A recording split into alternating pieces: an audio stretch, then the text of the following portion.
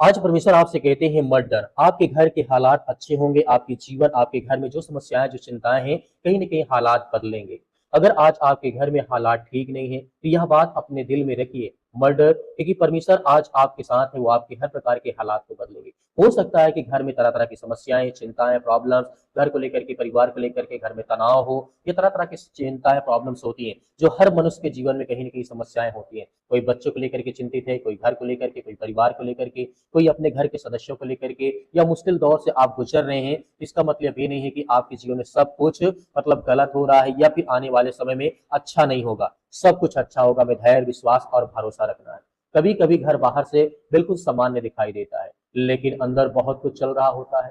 रात को जब सब सो जाते हैं तो बाद में इंसान अकेला बैठ करके सोचता है, आखिर ये परेशानी कब मेरे जीवन से खत्म होगी। लेकिन याद रखिए, आज जो दिखाई नहीं दे रहा आपको, वही आपके घर का आखिरी भविष्य नहीं होता है। ये हमेशा इस बात को मैं दोहराता हूँ कि जो समस्याएं, जो आज चिंताएं आपके घर में हैं, इसका मतलब ये नहीं है कि आपके जीवन और लाइफ टाइम तक रहेगी ये समस्याएं, हमेशा रहेगा। ऐसा बिल्कुल नहीं होता है जीवन में। यशा पुस्तक अध्याय 43 और वचन नंबर 19 में लिखा है, परमेश्वर यहाँ पे कहते हैं, देखो मैं एक नई बात करने पर हूँ। इसका मतलब यह है कि जहां आपको कुछ भी बदलता हुआ दिखाई नहीं दे रहा है, वहां भी परमेश्वर एक नई शुरुआत करते हैं। हो सकता है अभी आपके घर में सिर्फ चिंता दिखाई दे रही हो, लेकिन परमेश्वर के पास शांति का रास्ता हो सकता है कि आज घर में पैसे की चिंता हो, घर में लड़ाई हो, झगड़े हो या अलग अलग समस्याएं हो, लेकिन परमेश्वर नया रास्ता जरूर निकालता है। हो सकता है आज रिश्तों में दूरियां हो, लेकिन कल वही रिश्ते फिर से जुड़ जाएंगे। एक छोटी सी बात मैं आपको बताना चाहता हूँ। एक बीज